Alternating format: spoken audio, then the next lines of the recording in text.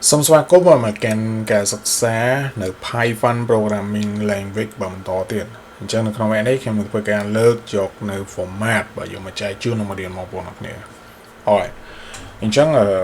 which is format នេះផងដែរបើមានន័យថាដូចជាការដែលយើង convert បាននៅstring integer មិនថាគ្រប់ data type បងឲ្យខ្លាចទៅជាឧទាហរណ៍ថាខ្លាចទៅជា hexadecimal ទៅចុះ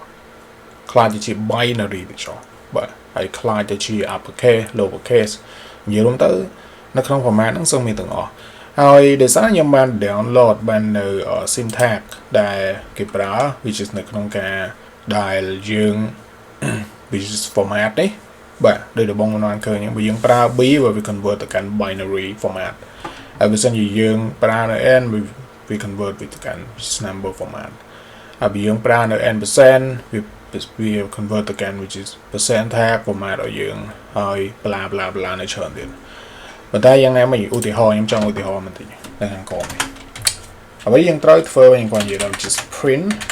ហើយ follow by និយាយថា format ចេះហើយនៅក្នុងហ្នឹង argument ទី1គឺចង់និយាយអំពី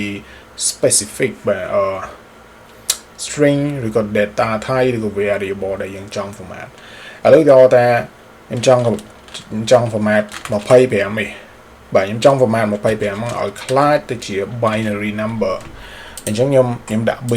នៅខាងក្រោយ argument ទី2 argument ទី1គឺ specific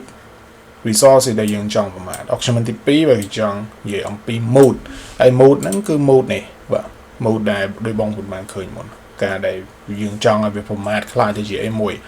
ដោយសារខ្ញុំដាក់ b មិនអញ្ចឹងបើខ្ញុំដាក់ b អញ្ចឹង b វានឹងធ្វើការwhich is format នៅ let របស់យើងដែលជា25នេះឲ្យខ្លាចទៅជាគេឲ្យខ្លាចទៅជា binary format នេះបាទអូខេអញ្ចឹង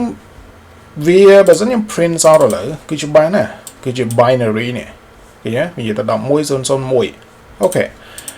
ឡូវខ្ញុំធ្វើការបង្កើតនៅ list មួយឲ្យវា loop through ឲ្យវា format នៅរាល់ which is integer ដែលនៅក្នុង list ដែលយើងបាន set ហ្នឹងបន្តិចហើយឧទាហរណ៍ថាខ្ញុំនិយាយថា which is going to be var semicolon ទៅកាន់ bracket ហើយនៅក្នុងខ្ញុំនិយាយថា23 12 25 30 40 90 ហើយនឹង bla bla តទៅទៀត43អូខេឥឡូវនេះគឺខ្ញុំចង់ឲ្យលេខទាំងអស់ហ្នឹង loop show ទៅប្រើនៅ for loop និយាយថា for I in var ហើយដល់ក្រោមខ្ញុំធ្វើការ print out ដែលនិយាយថា which is going to be format ហើយ I iteration ដែលយើង loop through and mode is going to be binary អូខេហើយខ្ញុំ press play ឥឡូវវាធ្វើការ loop through format បាទនៅរាល់លេខទាំងអស់ដែលនៅក្នុង list នេះចូលទៅកាន់ binary អូខេហើយបងប្អូនក៏អាចធ្វើនៅ which is hexadecimal បានវាយើងមាន hexadecimal which is នៅខាងក្រោម x ទូចមានន័យថា hex format វា hexadecimal មកសតទូច low which is low uppercase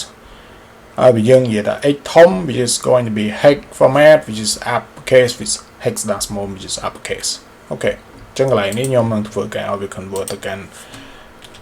x ធំចេះ x ធំមានន័យថា hexadecimal uppercase អូខេហើយបើខ្ញុំ press play ឥឡូវគឺណា bam នេះគឺជា hexadecimal របស់លេខរបស់យើងនៅក្នុងនេះបាទអញ្ចឹងអានេះខ្ញុំគ្រាន់តែឧទាហរណ៍នៅ mode 1 2បងប្អូនឲ្យបងប្អូនបានយល់ក៏ប៉ុន្តែអ្វីក៏ដោយទាំងអស់គឺវានៅក្នុង image មិញដូចដែលខ្ញុំបានshow ឲ្យបងប្អូនបានឃើញអញ្ចឹងនៅក្នុងវគ្គនេះគឺតែប៉ុណ្្នឹងហើយយើងនឹងបន្តទៀតបាននៅក្នុងវគ្គក្រោយ